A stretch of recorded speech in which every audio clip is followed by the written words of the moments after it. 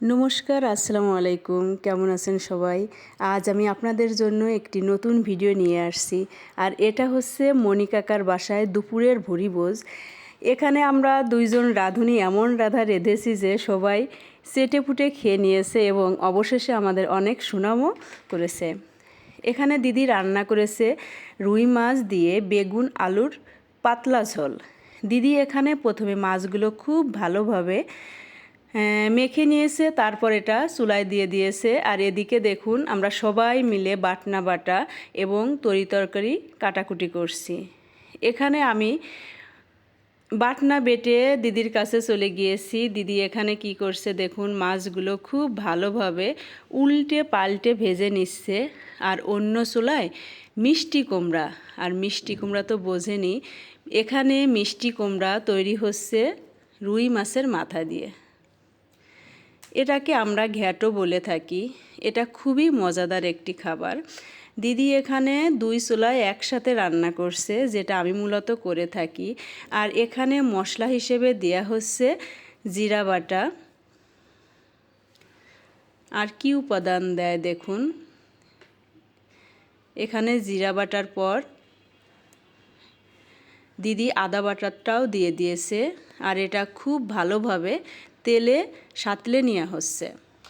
আসলে মিষ্টি কুমড়াটা এমনই একটি উপাদান যেটায় রয়েছে ভিটামিন। এটা খুবই পুষ্টিকর। আর এখানে দিয়ে দেওয়া হচ্ছে কয়েকটা চিড়ে রাখা কাঁচা মরিচ। দিদি মূলত রান্নাগুলো সব কাঁচা মরিচ দিয়েই করে। এবং ভেজে রাখা রুই মাছের মাথাটা পড়ছে মিষ্টি কুমড়ার উপর।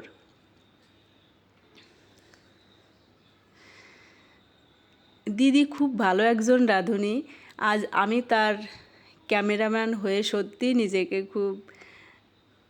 নিজে খুব গর্বিত যে দিদির রান্নাটা আমি শ্যুট করতে পারছি। আর এখানে এক এক করে মরিচের গুঁড়া লবণ এবং ধনিয়া গুঁড়া, হলুদ দেওয়া হচ্ছে।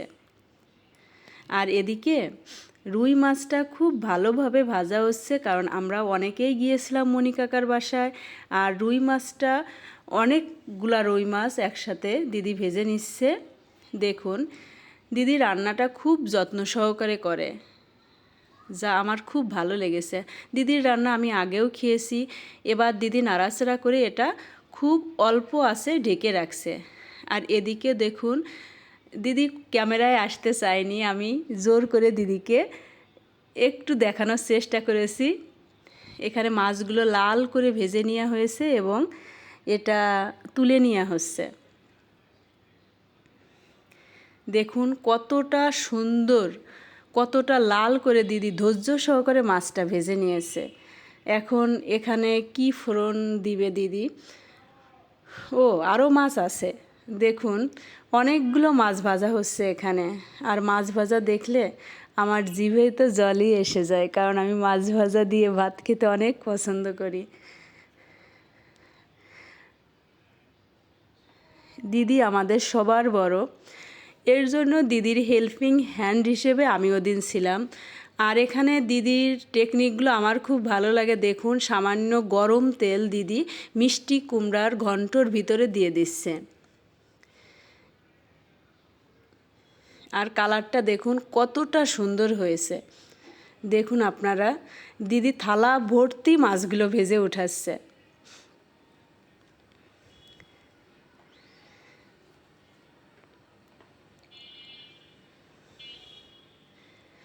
আসলে মেয়েদের দশভুজা বলার অনেক কারণই আছে। দেখুন দিদি এক হাতে দুইটা রান্না সামলাচ্ছে, আর আজ আমি দিদির ক্যামেরাম্যান।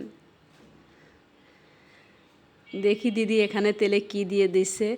আর আমি এদিকে চলে এসেছি মণি কাকিমা কাটাকুটি করছেন তার কাছ থেকে বেগুন নিতে, কারণ দিদি এবার বেগুনগুলো নিজ হাতে সুন্দর করে ধুয়ে নিচ্ছে। দেখুন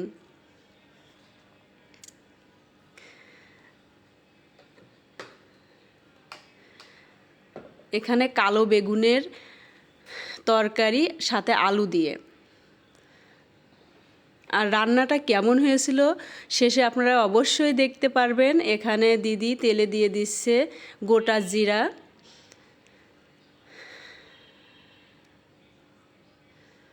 গোটা জিরা, তারপর দিয়ে দেওয়া হচ্ছে কালো বেগুন। আসলে বেগুন আমার খুবই প্রিয়।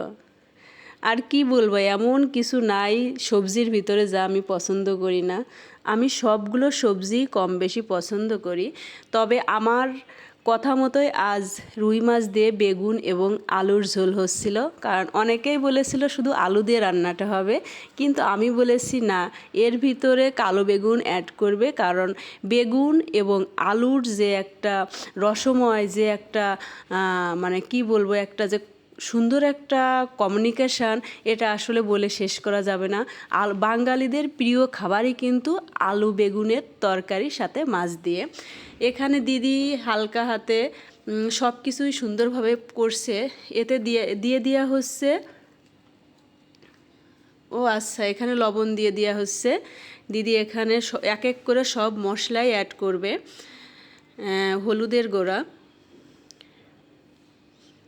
হলুদের গুঁড়ার পর দিদি দেখি কি অ্যাড করে।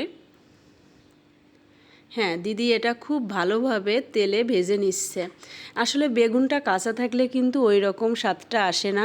এর জন্য আমাদের সবসময় মনে রাখতে হবে, আমরা বেগুনের তরকারি করি আর বেগুন দিয়ে চচ্চড়ি করি, সব সময় আমাদেরকে বেগুনটা খুব ভালোভাবে ভাজতে হবে। কারণ বেগুন ভাজির উপর কিন্তু তরকারির স্বাদটা আসে। এখানে তেলে এবার দিয়ে দেওয়া হচ্ছে বেগুনের ভিতর, এটা কি, এটা আলু, এটা আলু দিয়ে দেওয়া হচ্ছে।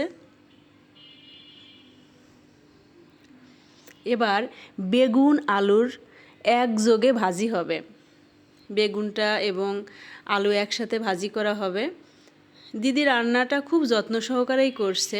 আসলে এতটা ধৈর্য নিয়ে রান্না করাটাও কিন্তু একটা ভালো গুণ আমি মনে করি। কারণ দিদি একজন চাকরিজীবী, তারপরেও সে রান্নাটা যে এত ভালো মানে এত সুন্দর করে করে, এটা আমার আগে জানা ছিল না। আমি দিদির হাতের রান্না খেয়েছি, আমার খুব দিদির হাতের রান্না, মণি কাকিমার হাতের রান্না আমার খুব পছন্দ।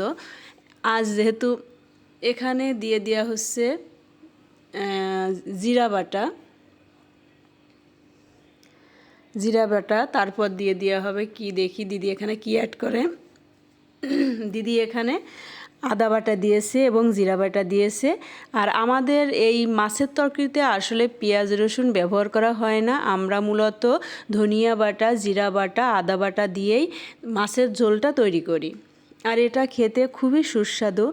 আপনারা একদিন বাসায় ট্রাই করে দেখবেন। আসলে রান্নাটার যে আসল স্বাদটা, এটার কিন্তু এই বেশি মশলা দিলে কিন্তু সেই আসল স্বাদটা কিন্তু আমরা পাবো না। এর জন্য যে বেগুনের যে অরিজিনাল যে স্বাদটা, আলুর যে স্বাদটা, এটা কিন্তু কম মশলায় রান্না করলেই বেশি মজা লাগে।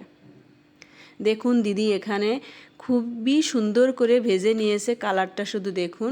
আর এদিকে দিদির মিষ্টি কুমড়াটা শেষ, মানে হয়ে গেছে। দিদি এটা খুব ভালোভাবে নেড়ে চেড়ে তার মতো করে রান্না করছে। মিষ্টি কুমড়াটা আসলেই অনেক সুন্দর। এবার দিয়ে দেওয়া হচ্ছে আলু বেগুনের ভিতর পরিমাণ মতো জল। কারণ এটা হচ্ছে আলু বেগুন দিয়ে রুই মাছের ঝোল। এখানে জলটা বেশিই পড়ছে, কারণ এখানে মাছের পরিমাণ বেশি। আর এটা হচ্ছে দুপুরের ভুরিভোজ, অর্থাৎ আমরা অনেকেই গিয়েছিলাম কাকিমার বাসায়। ওখানে অনেক লোক, আমাদের নিজেদের লোক। আর এখানে মিষ্টি কুমড়া রান্না প্রায় শেষ। এতে দিয়ে দেওয়া হচ্ছে আপনার এটা গরম মশলা।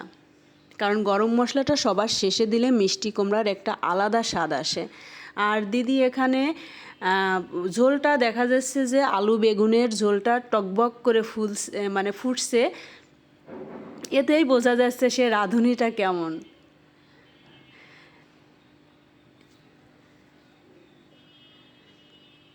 দেখুন মিষ্টি কুমড়ার কালারটা দেখুন। আর এখানে সামান্য চিনি অ্যাড করা হচ্ছে।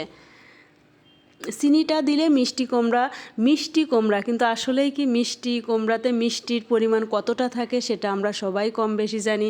এর জন্য সামান্য মিষ্টি দিলে, আর আমরা কি বলবো, আমরা বিশেষ করে হিন্দুরা রান্নায় কিন্তু সামান্য মিষ্টি অ্যাড করে। এবার রান্না শেষ, দিদি এটা কড়াই থেকে পাত্রে ঢেলে নিচ্ছে।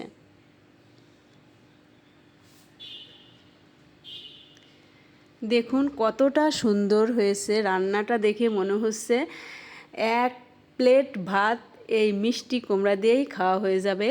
আর এদিকে দিদি তরকারির ভিতরে মাছ ছেড়ে দিচ্ছে, মাছগুলো সে সুন্দরভাবে তরকারির ভিতর ছেড়ে দিচ্ছে দেখুন।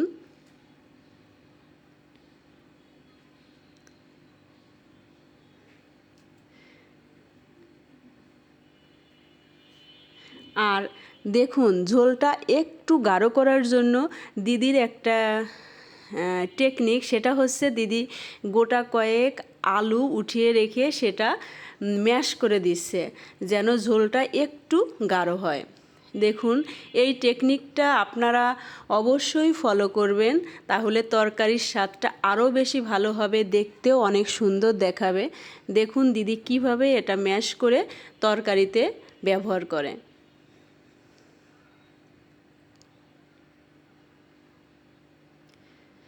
খুব ভালোভাবে এটা মেশানো হচ্ছে, একদম আমরা যেরকম ডাউলের মতো ডাউল সিদ্ধর পরে ডাউলটা আমরা সুন্দরভাবে ঘেটে এটা করি, তেমনিভাবে দিদি আলুগুলো ম্যাশ করে বা ঘেটে এটা তরকারির ভিতর দিয়ে দিচ্ছে। এখন দেখুন তরকারির রঙটা আরও বেশি সুন্দর দেখাচ্ছে। আর যা দেখতে সুন্দর তা খেতে না কতই না সুন্দর। এটা আসলে আমরা অনেকেই বলে থাকি আগে দর্শনদারি তারপর গুণ বিচারি, আসলে কথাটা ঠিকই। কারণ দেখতে যদি সুন্দর না লাগে সেটা খেতেও কিন্তু সুন্দর লাগবে না। এটা আমার না, এটা সবারই মতামত। রান্নাটা প্রায় শেষের ভিতর, এখানে দেখুন দিদি রান্নাটা ঢেলে নিয়েছে। আর এদিকে আরেকটা রান্না বসানো হয়েছে, আর সেটা হচ্ছে চিকেন। আর এই চিকেনটা আমি রান্না করেছি, কারণ সবার অনুরোধ ছিল মামনি তুমি কিছু একটা রান্না করে দেখাও। আমি এখানে তেলে জিরা তেজপাতা ফোড়ন দিয়ে দিয়েছি এবং এখানে দিয়ে দিচ্ছি কোচানো পেঁয়াজ।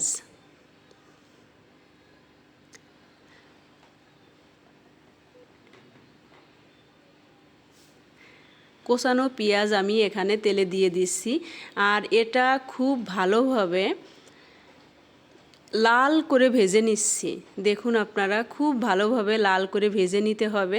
অনেকে পেঁয়াজ বাটা ব্যবহার করে, আমিও করি, তবে আপনারা যদি পেঁয়াজ বাটা না দেন তাহলেও কোনো সমস্যা নাই। পেঁয়াজ বাটা দিলে গ্রেভিটা অনেক গাঢ় হয়। আর এদিকে দেখুন আরেক চুলায় কড়াই বসানো হয়েছে, এখানে তেল গরম করা হচ্ছে। এখানে নেড়ে চেড়ে পেঁয়াজগুলো খুব ভালোভাবে ভাজতে হবে। আর অন্য কড়াইতে আলুগুলো মাংসে দেওয়া হবে, এর জন্য এটা বড় বড় করে আগেই আমি কেটে রেখেছিলাম, এটা লাল করে তেলে ভেজে নিচ্ছি।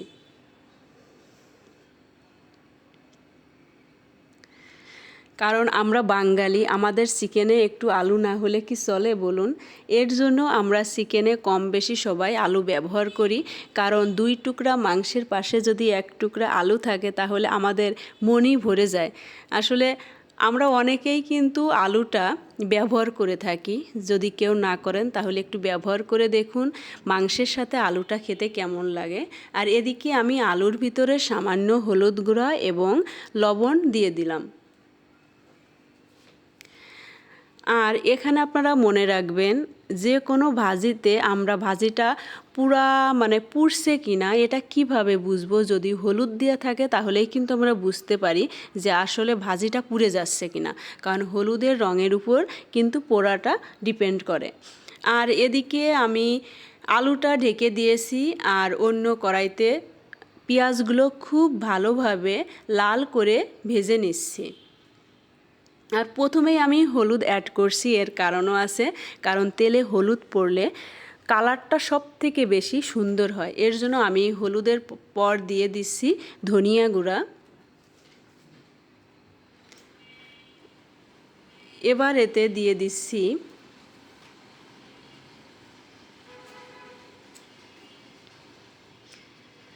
এটা কাকিমার রান্নাঘর, এর জন্য মশলাগুলো আমি আগে থেকে সুন্দরভাবে দেখাতে পারিনি। এবার আমি তেলে দিয়ে দিচ্ছি রসুন বাটা, আদা বাটা, এবার এটা দিয়ে খুব ভালোভাবে মশলাগুলো কষাতে হবে। আর মশলা যদি সুন্দরভাবে ভালোভাবে ভাজা ভাজা না হয় তাহলে কিন্তু মশলার একটা যে কাঁচা ফ্লেভার সেটা আমাদের থেকে যায়। এর জন্য সবসময় খেয়াল রাখতে হবে মশলাটা যেন খুব ভালোভাবে কষানো হয়, কারণ মশলাটা কষানোর উপরই ডিপেন্ড করে তরকারির স্বাদটা, বিশেষ করে মাংস জাতীয় কোনো কিছু। এখানে দেখুন মশলাটা আমি খুব ভালোভাবে কষিয়ে নিয়েছি। আর কিভাবে বুঝবেন যে আমাদের মশলা বা মাংস কষানো শেষ? যখন দেখবেন যে আমাদের এটার উপর তেল উঠে গেছে তখনই আমাদের কষানোর পর্যায় শেষ। এবার এতে পড়ে যাচ্ছে চিকেন।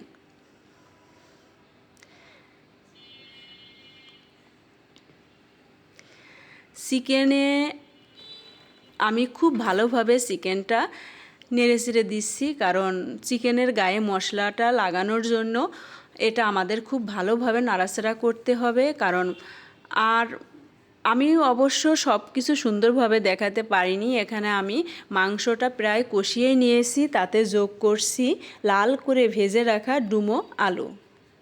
এবার আলুগুলো খুব ভালোভাবে এটার সাথে মিশিয়ে আমার রান্নাটা প্রায় শেষ। আমি সবার শেষে দিয়ে দিচ্ছি গরম মশলা বাটা। এখানে আপনার A few moments later. এবার খাওয়ার পালা। আসলে ওদিন এতটাই গরম ছিল যে সবাই মানে আলগা গায়ে খেতে বসে গেছে, কারণ খুবই গরম ছিল। এটাই বোঝা যাচ্ছে যে আসলে ভাদ্র মাস, এই ভাদুরে গরমটাই এখানে ওই দিন পড়েছিল।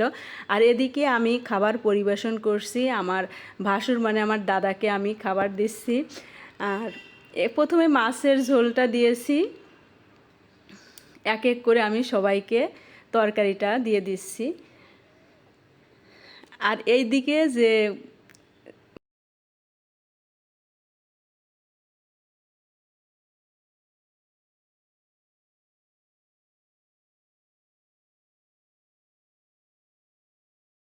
কেমন হয়েছে?